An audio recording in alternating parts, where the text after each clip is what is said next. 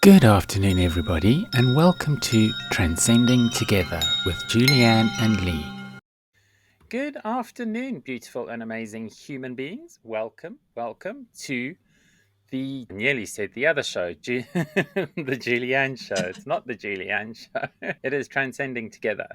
And it's a hello from me. And it's a hello from Lee. And you will soon get to hear. And if you on our YouTube channel, you'll already see that we have a third in the house today.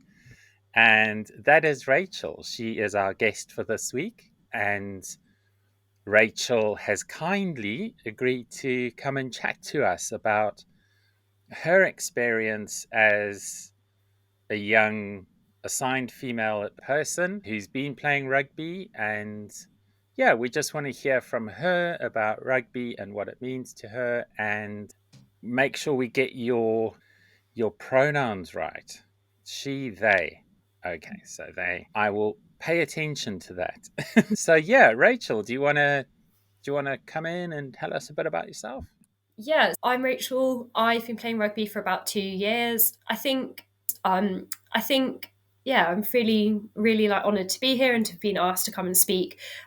Just think it's quite interesting the kind of perspective, that I've kind of lived over the last couple of years since joining rugby, in terms of that experience as somebody who kind of passes as cis, I guess, in quite a lot of circles. But yeah, looking at that in relation to the trans ban and kind of how that has impacted, people that I care about, but also me kind of, personally. So yeah, happy to be here and have that discussion. So yeah. Cool. So where do you play your rugby? So I play now for a team called Iceni, which was set up just over a year ago now. So we're a fairly new team. It's Norfolk's first and only LGBTQ plus rugby team. We play touch primarily, which is a whole conversation in and of itself, but we play touch so that it can be inclusive and so that everybody can play.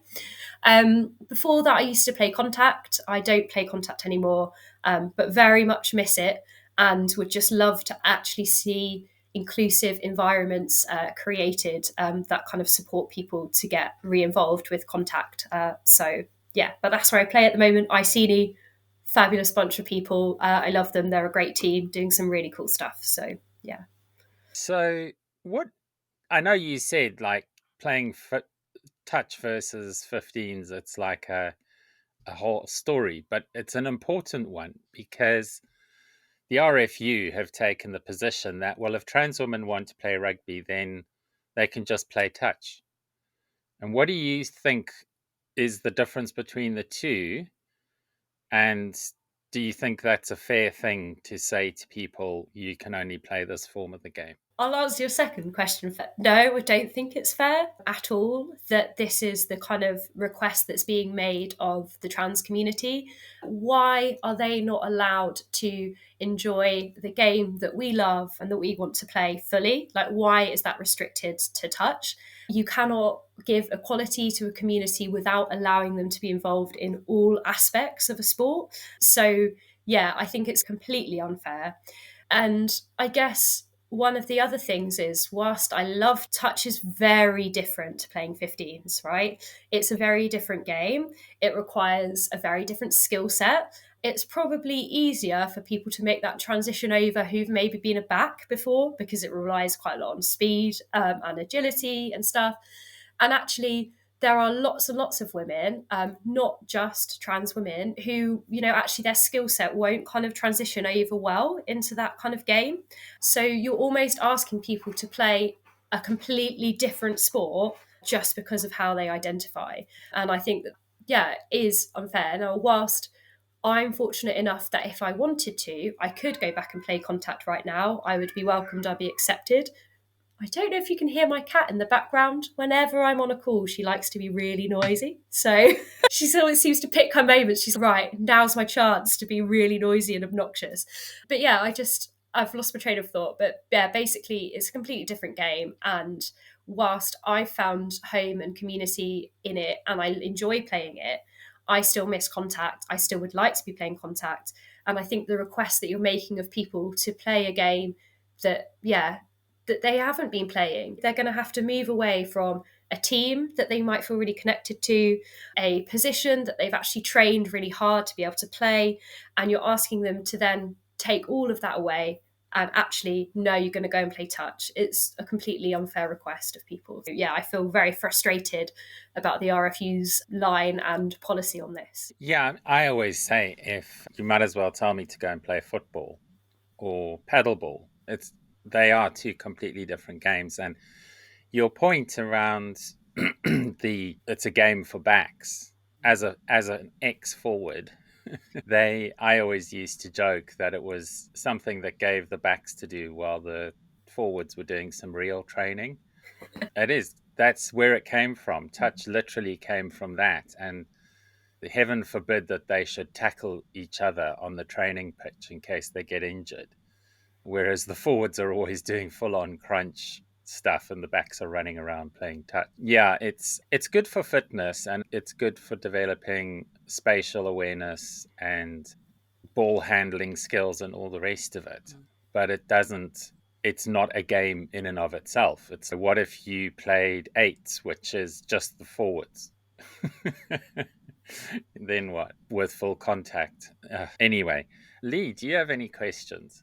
Yeah, I think that the point that Rachel made and you reiterated was some people, like the forwards, are not built for the high speed and the agility. So now you punishing them because they've got a certain body type that might be a big forward.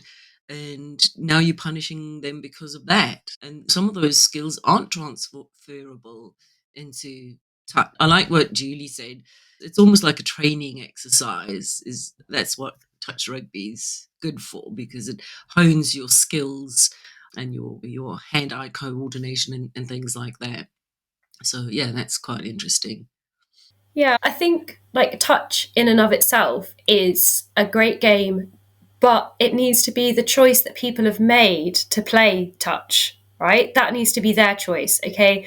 I've actually decided there are many reasons, like many people on my team, for instance, might have had injuries, which mean that they can't play contact. But that's a choice that they've made. They've decided to make that transition over to touch.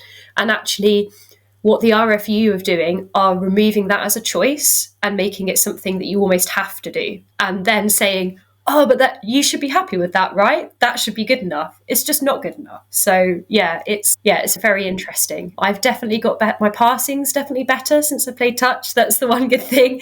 And yeah, of what you've said about picking up on the space, it's a really good tool to teach that as well. Yeah.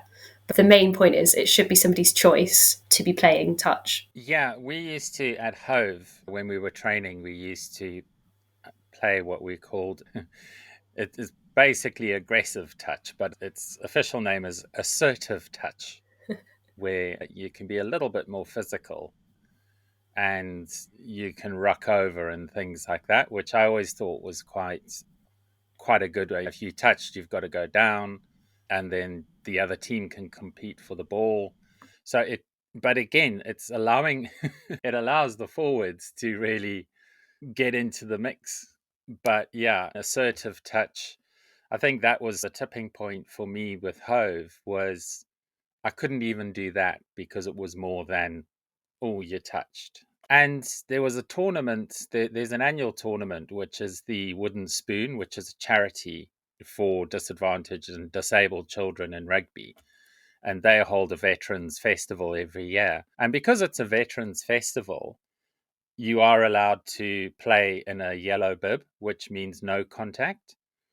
So you can't, if you're in a yellow bib, you can't tackle and you can't be tackled, which actually makes it harder because being, as I am, not exactly the fastest person on the field, and given that my strength was always my advantage, it nullifies the value that I can bring to the game. But I still said to them, "Can I play for Sussex?" Because the Sussex veterans wanted me to play with them, and the tournament organizers said no. It's deemed a contact tournament, so that means no trans women. And yeah, it just, you're saying, but I'm playing touch rules. But yeah, they just wouldn't. And of course, because it's a charity, I didn't want to push the issue with them. I don't want to bring them into disrepute and put them at risk. So they do great work, and shout out to Wooden Spoon. But yeah, I wouldn't. And in lieu of that, I'll post some links to their current fundraising efforts that they're doing for this next tournament, which is in September down here in Sussex. So yeah, that really frustrated me. They just completely want to take us out of the game. They're not interested in trans women at all. And there's actually something I want to get into, but it's almost a new topic. So we'll go to it after the first break. In the run up to the break, though, I had another question for you about where. Oh, I'm trying to think because it leads into. So I tell you what, let's go to a break. It's a bit early, but let's go to a break, and when we come back, I want to get into this other topic. So see you in a bit. Did you know we've got an absolutely wonderful merch store? You can buy merch from the show. You can buy this mug, which supports my rugby team, the Sussex Dragons. This is one of my favourites. This is best part of waking up, turf tears in my cup. We also have t-shirts which support my rugby team, and t-shirts which express our dissatisfaction with England rugby for the way they've treated trans people. And for you bikers out there, we've got our Sisters on Steel Motorcycle Club. Scan this or follow the links on tigergirl.substack.com. Now back to the show.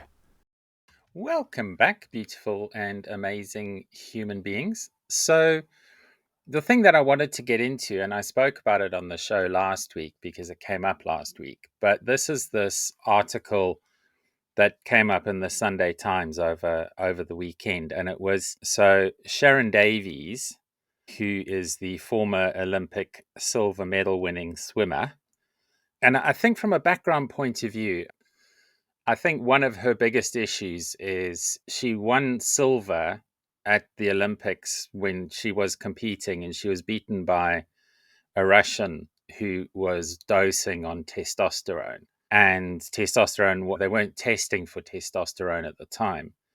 And so she was denied a gold medal because the cis female competitor was dosing on testosterone. And I think that's what underlines most of her campaigning.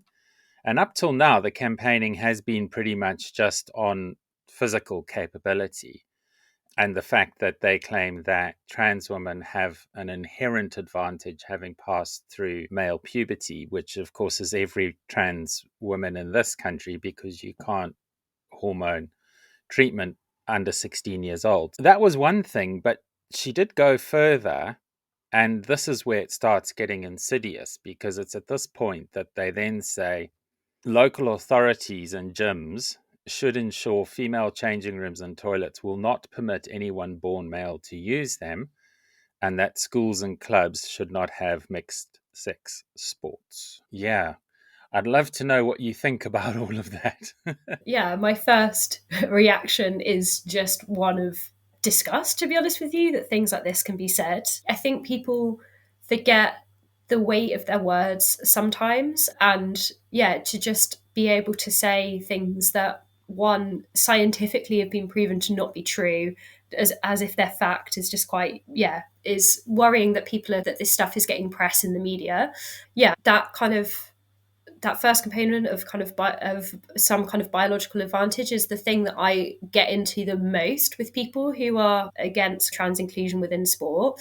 And I don't think I will do it justice, like trying to summarize the scientific evidence that is out there, but it's very easy to find and it's very easy to come across. And there are lots of great people online who do stuff demystifying a lot of that kind of argument. I guess the other thing about, yeah, like changing rooms, and even this goes back straight into this kind of weird kind of uproar that seems to be happening around gender neutral toilets and things like this at the moment. I just don't understand it. I don't understand why even toilets need to be gendered, first of all, in the first place. Our toilet that we use most of the time when we're at home is one that we split between a whole family unit normally. But yeah, I think creating, saying that we can't allow anybody into changing rooms that might be male, that's just a really damaging kind of argument to go down. Where does that end? Like, how do we police that? What does that look like? Actually, if you think about what that would look like, that's really frightening. That's a really frightening kind of narrative that you're going down. Yeah, how are we going to dictate who is allowed into a changing space and who isn't, and who's the one who's going to be policing that? And actually, if we take that all the way to the end of the argument, that looks like the policing of what it means to be a woman, and actually making judgments based on somebody's appearance or things like that. So I think it's quite frightening. I think the way that we've tried to get around it at ICENI, so we hosted one tournament, and I was really happy that the committee kind of created multiple different kind of changing facilities so that people could go with wherever they felt most comfortable. So we did have a kind of a male kind of changing facility, and then we had another changing facility which was just for anybody else that kind of felt comfortable and wanted to change there. We're constantly trying to make things open, but constantly segregating it in that way. I don't mind getting changed in a changing room in front of like my rugby teammates, like no matter however they identify. It just doesn't bother me. They're my teammates, it's my community. I just don't care. I just think it's a really baffling narrative that she's peddling there. I feel like I've gone on a bit of a waffle and tangent, but those are my thoughts. Yeah. We wanted your thoughts. It's just refreshing to get your perspective because you've been there. You are exactly the kind of person and player that they are claiming to speak for. So I think it's really important that we give you a voice. And I think as well, there is, and I've said this before, the people on the right, and especially the men on the right wing, have an overactive imagination about what they think happens in a rugby changing room. And I can only put it down to pornography because that's what they think happens in changing rooms. It's all bobby skirts and pom-poms and pillow fights.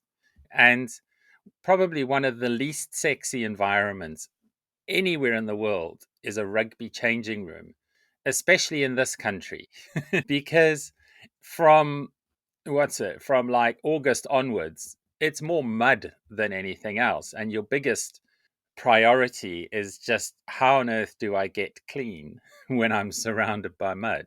Yeah, it's an unhealthy fascination that they have. And I think it's the same with women's toilets because they don't understand. And there was this really insane thing that I saw. It was last year sometime when over the pond there was this big debate going on about allowing trans women into women's bathrooms. And they were interviewing these men and they were saying, so what, are they going to put urinals in the women's bathrooms then? And you're like, no, they'll just go in a stall like anyone else. And the same people that have issues with trans women in women's bathrooms are the same people that turned a blind eye to the systemic abuse in the Catholic Church. You're more at risk being in a room alone. Statistically, you're more at risk being in a room alone with a priest than you are with a trans woman by a large margin. So yeah, I mean that whole change room thing. And I said last week, and I'll say it again, is that this was their game all along. It was never about sport. It's about limiting the rights of trans women specifically and limiting their access to public spaces. I think they loved the whole thing around. I think they got around the gay thing on the basis that what you do in your own home is up to you and fine if you want to hold hands in public. People still get offended if they see gay people, female and male gay people, kissing in public. They're like, oh, that's disgusting. Can't you just do that at home? So they tolerate it, but not completely in public. But then the problem with being trans is you're actually you might not even be gay. You might be a trans woman who's attracted to men and then be in a technically straight relationship, I mean, there's a really good book, which I've mentioned before and I'll mention again, which is by Hannah and Jake Graff, and it's called Becoming Us. And I'll put some links to Amazon for that if people want to go buy that book. But what was interesting in their story is Jake is a trans man and Hannah is a trans woman. So they went in opposite directions. And so does that make them a straight couple? And I think this is the thing is people just can't. I think they just really struggle with it, and they don't really tolerate as much as they say, "Oh, gay rights are secure and all the rest." They're not. They're definitely not, and gay marriage is not secure. Again, we saw in America with the overturning of Roe versus Wade, no rights are ever invited when you've got what's the right word? When you've got intransigent people like we have on the right. This time I've been rattling on, so it's absolutely fine if you rattle on because I've been rattling on, and I'm going to give Lee a chance to get in here. Yeah, I think the whole issue with men in female bathrooms and washrooms and things like that is because of the fear, the message of fear that you put a man in a woman's bathroom, the man's going to rape the woman. That's the fear that they peddle. But then, as a cisgendered lesbian myself, who's attracted to women, why is it that I, as a woman, can go into a woman's bathroom and it's okay, even though I am sexually attracted to women? Why is that acceptable? And I think it's just peddling the message of fear so that you can exclude people more and more and more without giving them a fair opportunity. Like I've mentioned before, when I met Julie for the first time, I had no idea that she was, I wouldn't have had any idea that she was trans had somebody not mentioned it to me in passing. I wasn't making a big thing of it, but when I met Julie, I would never have imagined that she was anything other than a woman. And if she had come into the bathroom, I would have gone, oh, there's a woman coming into the bathroom. So, yeah, I think it's taking a concept and then reiterating it through fear and propaganda that it ends up excluding people. That's how I look at it. I really liked what you said about that coming from fear. I just wanted to add to this. I sort of remembered something that I spoke about actually on my social media, particularly when there was this, again, and more hysteria about bathrooms. I feel scared when I walk home in the dark because I feel scared in lots of places about what men could do.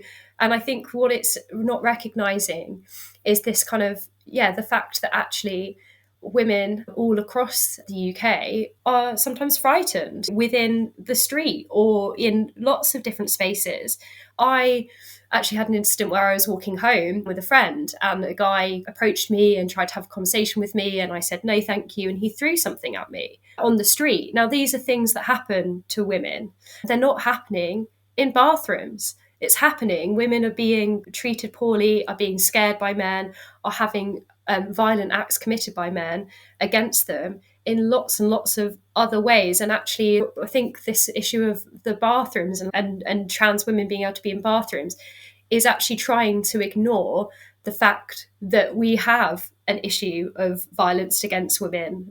That is, we do have an issue in this country with that, but that's not it's not happening with the community that they are picking up on. It's happening like men are committing these kind of violent acts.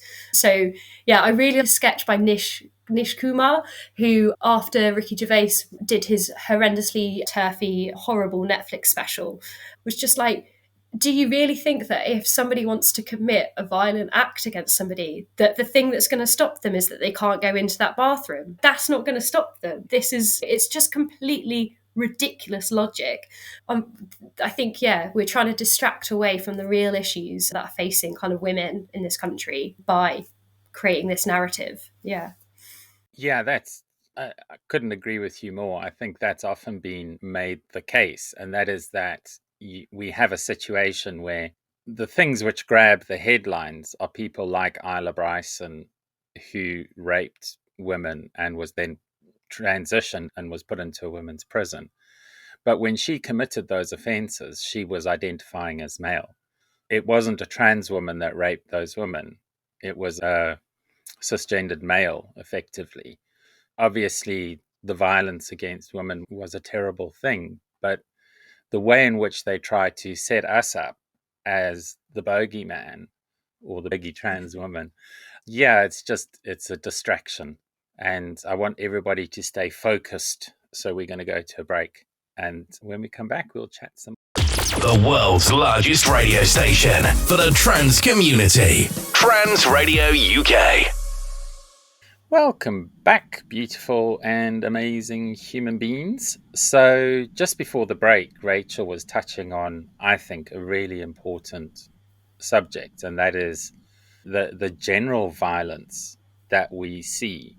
So, Lee and I, a few months ago, we did a show about statistics and looking at the perpetrators of violence, the victims of violence. And one of the things that came out is by far, women are more likely to be the victims of physical violence. And as a percentage of the population, it's already a horrendous statistic. And then you layer on top of that the fact that trans women are order of magnitude more at risk. And the thing that we talked about at the time was if they are saying that, okay, so trans women can't use public bathrooms, there are only two options.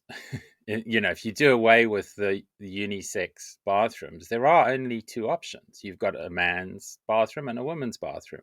So what are they saying? No, you can't go into the women's, and you need the loo. You're going to have to go into a man's, and you're in a bathroom with statistically the group of people who are more likely to commit violence against you. So you're saying, and it's an interesting point of view because it always seems to be the trans woman's fault. So we were talking previously when we were talking about access to bathrooms and changing rooms.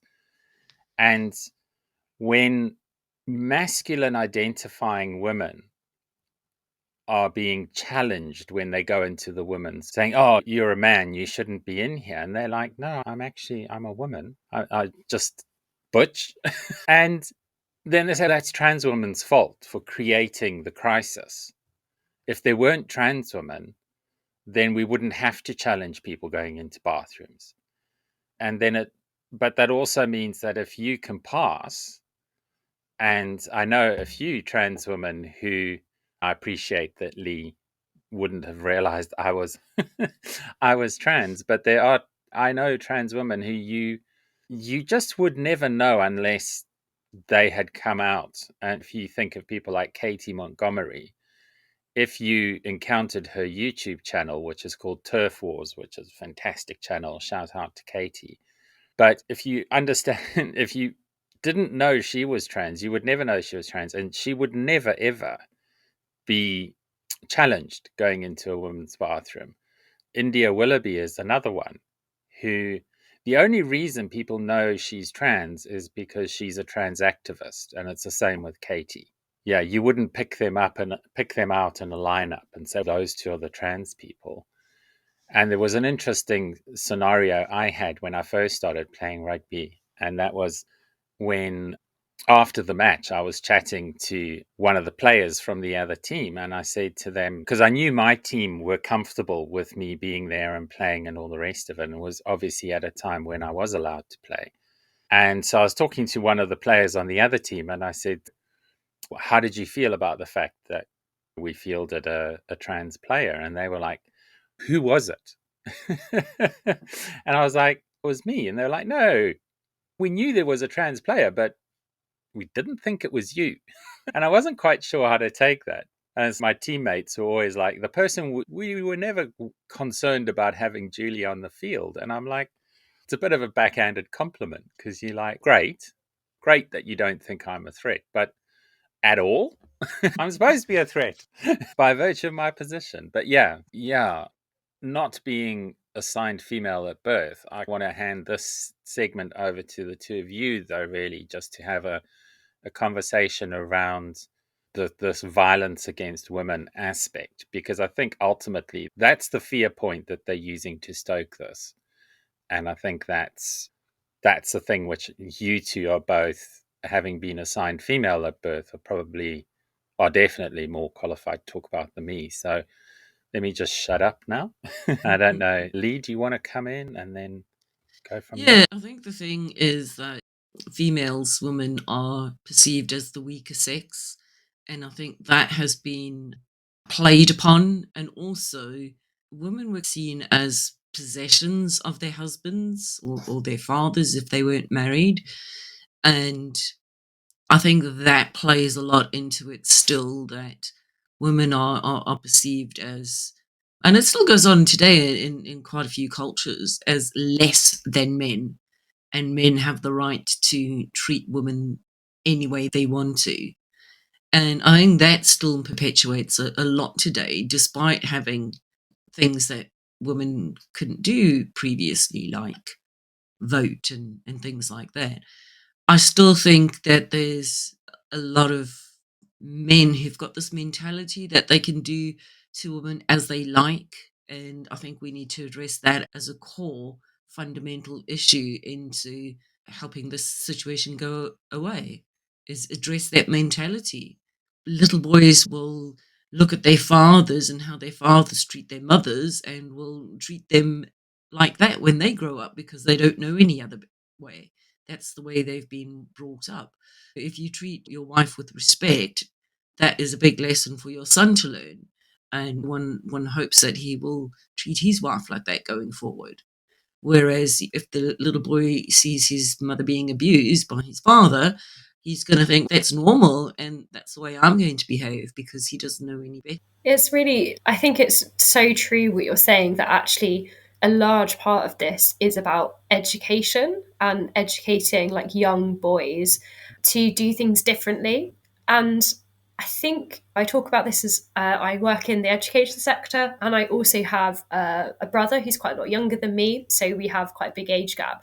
And I think it's just that people aren't having the conversations that need to be had. We aren't acknowledging the landscape that is out there, and people aren't having the conversations, yeah, as I said, that need to be had. We need to be talking to young boys about actually the societal landscape that people who are assigned female at birth and who are identify with that kind of the gender that was assigned to them at birth, so that they're facing. I remember like having some really interesting conversations with my younger brother when we had the case of the police officer who abducted and killed the young woman in London. And we were having some conversations about just little things like what he could do to make somebody feel more comfortable. If he was walking behind a woman, for instance, it's as simple as cross over to the other side of the road or walk in front of them so that they can see you. We were having these kinds of conversations which were really valuable, but they're not happening. They're not happening in classrooms. Like, they're not happening between family members. And that's where the issues are created. And then you have horrendous figures like Andrew Tate, who seem to have got a bit of a chokehold on young boys, who are then using language and almost making violent language okay. And the things that Andrew Tate's been accused of as well are awful. These are not good role models.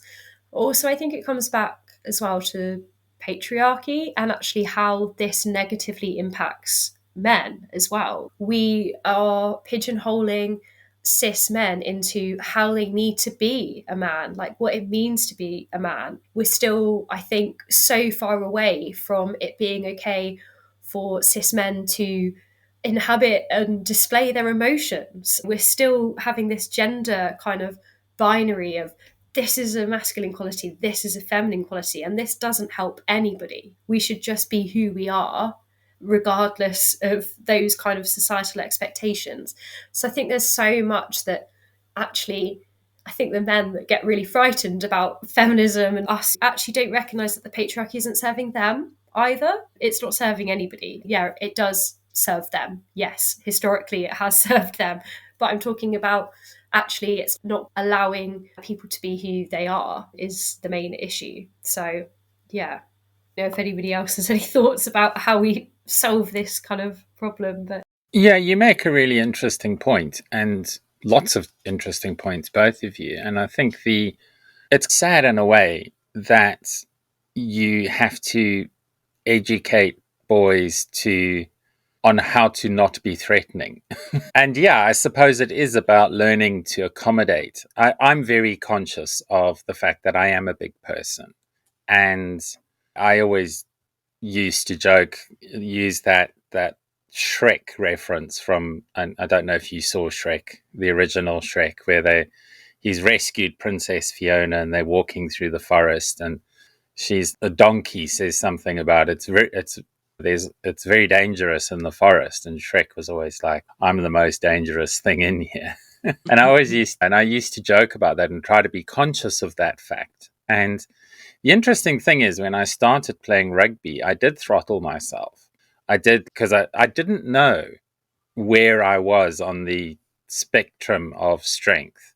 And so first few games, so in training, I throttled myself. In my first game, I throttled myself. And then I started having to turn up the volume to the point where I was playing at 100% and still being dominated by opponents who were much smaller than me. And the thing that I took away from that was that women's rugby, the reason why I love watching it and why I loved playing it, is so much more technical, because in men's rugby, you can brute force your way through situations. In women's rugby, you can't. You have to be technically more proficient. And I think that definitely is a big factor in, I think, especially in rugby, nullifying any advantage a trans person has. I think in terms of the misogyny in society, we spoke a few weeks ago about why do we even have gender markers on our birth certificates? What is the point with that? Who needs to know, and why? If you go back to the whole thing, let's go to the root cause of the problem. Why are we assigning gender at birth? And I think that also has an underlying misogyny to it, because they need to know the gender marker, because certain rights are afforded to people depending on whether they have an M or an F. And that means we're not an equal society. If we need to differentiate between gender or race or any of those things, then clearly we are not living in an equal society. And there was a really good, I saw actually something just this morning where someone was saying that, I'm going to give a shout out to somebody else I follow is Super Ten. I'll put a link to her Instagram. She is a cisgendered female commentator, and she takes the mickey out of the government. And she put this thing up today about how people feel they have a right to talk to her. And she's not entitled to her opinion and her shut up, you stupid blonde B word. And yeah, it's just people feel entitled to treat women in a substandard way. And she was saying, actually, it's not the woman's role to come up with a solution to male on female violence. It's the other men. They need to be calling each other out. And Lee, like you were saying, setting that example of what is a good man. And until men choose to do something about male on female violence, we're never going to get past this. So we aren't going to get past the need for a break either. So we're going to take a quick break and we'll be back after these messages.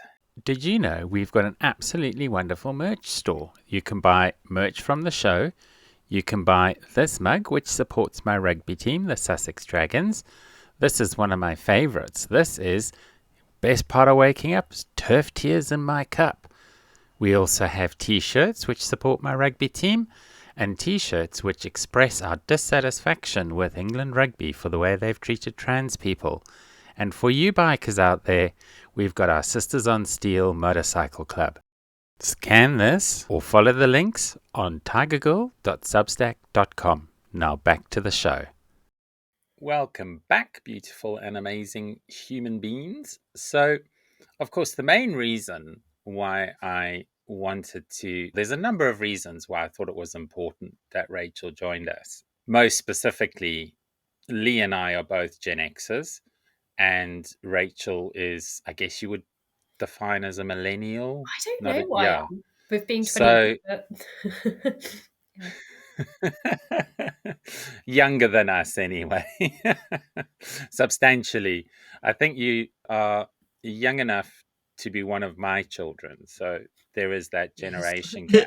And so, yeah, your voice is so important. And when the RFU initiated the ban, their main driver was they said they had surveyed, they claim, 28,000 players. Now, I'm very well connected with Sussex Rugby, and I know of only two who got the survey in women's rugby. Yeah, that's. And it was quite interesting because the nature of the questioning was based on how you currently understand things, would you support a ban of this nature? And that's a really leading question because you're saying, okay, if I don't have the information to make the decision, then how do you expect me to give you an informed answer? And through all my playing days, so I played for Seaford and for Hove, and there were one or two players in both clubs who, when we're having a drink privately off the field and we're having a conversation about it, there have been players who initially were reticent to have trans women on the field. And then we got into a discussion and talked about the various different issues. And they, 100% of them, having had the opportunity to engage with me and talk about it, came away with, yeah, okay, yeah, no, you're right. You've convinced me. I didn't have the information. And funnily enough, the last two sessions that Lee and I have, the last two videos that we've done, we've talked about the fact that when I was younger, I didn't have access to the information. And because of that, I made some really quite incorrect decisions about my life. To put a survey out and say, based on what you currently know, well, people say, I don't know anything, so I don't know. I don't know. So it's not really surprising with the way they structured the questionnaire or the survey that people might have responded in a particular way. But if you were surveyed, Rachel, what would you say? Interestingly, the RFU did actually do another survey recently, which I actually heard about. At the time that the initial survey came out, I wasn't playing rugby, but I've also heard similarly from you that not many people knew that it was happening. Lots of people just, yeah, didn't seem to get asked for their opinion. And I've also heard the same kind of narrative about it being very leading in the questions. But yeah, I think what I would want to say to the RFU, first of all, is shame on you. Like, how dare you, to be honest with you, say that this is for people like me, that we want this. Now, I was assigned female at birth. I more and more am identifying with being non binary, but for all intents and purposes, I'm assigned female at birth. I pass as cis, and this is the community that the RFU is saying that they're speaking for. And they are just not. They're not speaking for us. I have absolutely no issue with playing with trans women. I never have and I never will. And actually, to just, yeah, almost, I think they've almost introduced it as if, yeah, of course this is what you want. Of course this is what grassroots rugby wants. One of my favourite things, one of my favourite stats, and this is from Rugby for All, which is a really good organisation that everybody should follow. They said, why is a council that's 85% white men tasked with making decisions for the women's grassroots rugby community? Why were they given that responsibility? That's unfair. And yeah, I went along to Twickenham to watch the Red Roses play. A massive, yeah, amazing day, world record breaking crowd. And I saw somebody actually in the audience who had a sign which, again, was calling out the RFE for banning trans women. And they were young, like me. Yeah, I'm taking my sign to all of the games. I've got a great sign that was made for me. But yeah, I had a conversation with them and the group of friends that they were with, and they were really frustrated. Why has this decision been made? And why are they saying it's for me when it's not?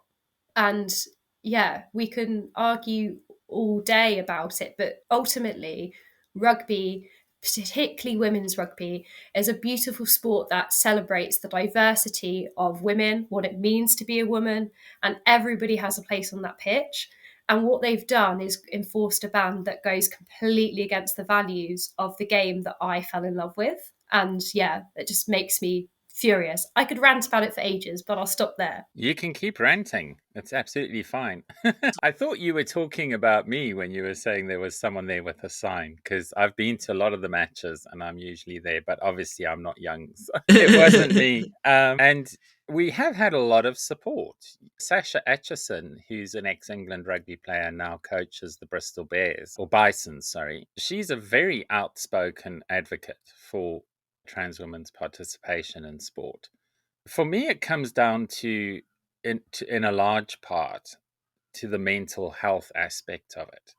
And what it actually, we know that statistically, young trans people are order of magnitude more likely to self-harm, suffer from suicidal ideation, and even follow through with it. And sport is very well known. It's a given that sport is a great healer for mental health, self-worth, self-esteem, and having part of a community. And I think that is something which what they're asking for, what Sharon Davies is advocating for, is to take young trans people and take all that mental health benefit away from them. And that to me is tantamount to blood being on her hands. It is, because this is going to affect young trans people. And I think that's where what I'm trying to do with the Sussex Dragons, and it is contentious, because so people from within the community have said to me, don't set up a trans women's rugby team, because then you're capitulating to the RFU. And I've said to them, the only way to beat the RFU is, if you want to end this completely, is obviously our legal challenge against the ban, which is ongoing. But we're not in a position where that's going to take years. You know what legal processes are like. And so what do we do in the meantime? We're losing a whole generation. And when Brianna Jai was, for me, it was a trigger point that said to me, my generation is not doing enough. We've got the power because we are senior employees. We occupy, to a large extent, positions of influence because we're Gen X. We've just been around longer. I'm not saying we should or we ought to, and I don't think we're doing a particularly good job with our leadership, to be quite honest. And that's the point exactly, though, was I felt we need to do more. We, as Gen Xers and people with access, I'm not a rich person by any stretch of the imagination, but I do, I've got the equipment necessary to hold this show and to do stuff. And so that's how I do it. I don't have a lot of money to throw at this, so I'm just throwing my intellectual capital out there. So the whole idea with the Sussex Dragons, where it came about, is I was actually off to go and play in a summer tournament on the continent, because in Europe, trans women are still allowed to play. And it was just such a fantastic trip. And we had a whole show, I think, about that. But for me, on the way over, I was literally reading through the RFU regulations. And I thought, how do we think about this differently? And what occurred to me is that, although in simple terms, the RFU divides players into female and male, in the new regulations, they've become a little bit more specific, and actually that specificity created the loophole. So they say that there is a category that is players assigned male at birth, and there is a category that's players assigned female at birth. Now, only players who are assigned female at birth may play in that second category.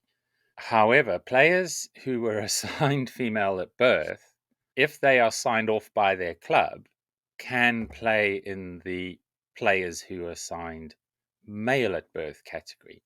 I read that and I thought every trans woman is somebody who was assigned male at birth. And that's not going away anytime soon.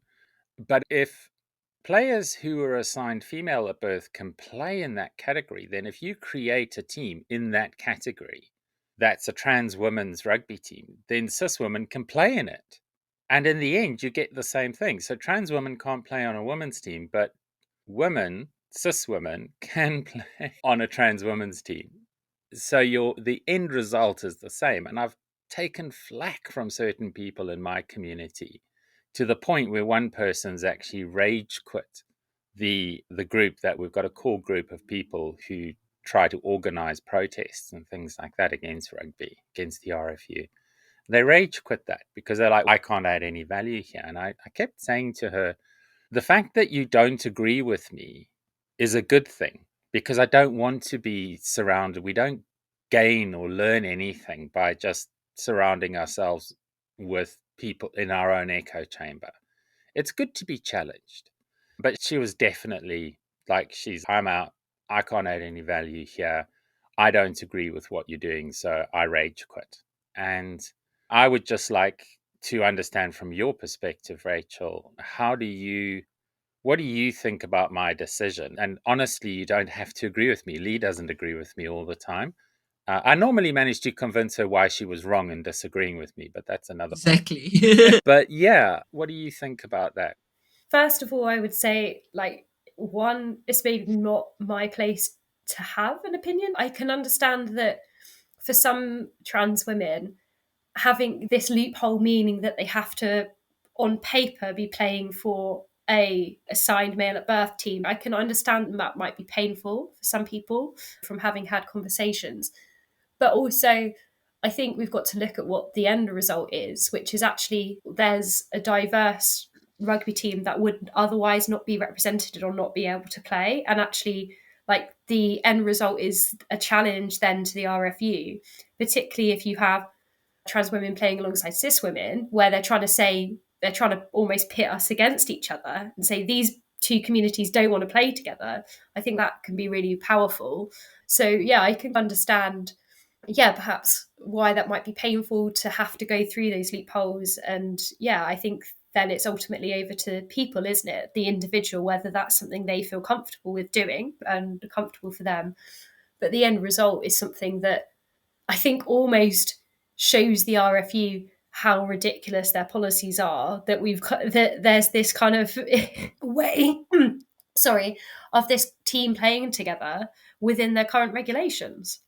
So yeah, I don't think I don't think any solution to this is going to be perfect, because ultimately we shouldn't be in the situation where we're having to find a solution or create one. That shouldn't be the situation that we're in the first place. But yeah, so those are my kind of thoughts on that. Yeah, that's really helpful. And your unique experience is so important to understanding. And I know you say you can't speak for it, but you're part of this community. And in the same way that I am an advocate for women's rights, just because I was assigned male at birth doesn't, I think it does diminish, maybe to a small extent, the value of my contribution, but I do understand it. And so I appreciate your understanding of the situation. We, unfortunately, are running out of time, and this seems to be a hallmark at the moment of our shows. In the break, I did have a chat to Rachel. They are more than happy to come back and join us. Before we go, though, Rachel, I just wanted to give you an opportunity to shout out your socials if you'd like people to reach out to you. Yeah, so Or not. I've started a page called The Counter Ruck, which is really to platform the voices of women who oppose the RFU's ban. I particularly want to show the RFU that this ban is not in our name. Like, you know, as people who are assigned female at birth, I really want to be showing that perspective. I think that's really important. So if you want to see what I'm going to be doing on that, then just type into Instagram The Counter Ruck and hopefully it will come up. Give me a follow. I'd love to, yeah. And feel free to reach out and get in touch as well.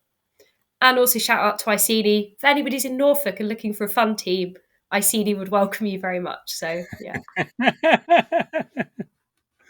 I'll chuck their logo up for you if you like. If you've got their logo, send it to me and Yeah, I'll chuck their logo they'll be up so as well. happy that I've given Um, them a shout out.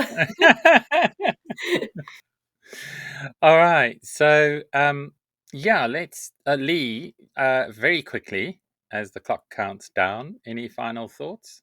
No, just to reiterate that it was so refreshing having Rachel on the show to give a perspective from a younger person's point of view. Um, yeah, so very, very interested in your opinions, and thank you so much for coming on the show. Cool. Final thoughts, Rachel? No. You can also just say goodbye. All right. Well, with that,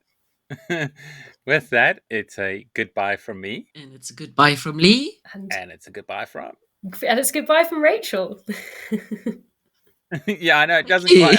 you. Our exit doesn't quite work. We'll have to come up with a new one. All right. Thanks everybody for listening. I appreciate you joining us, and we will see you all again next week. Thank you. Bye. Bye.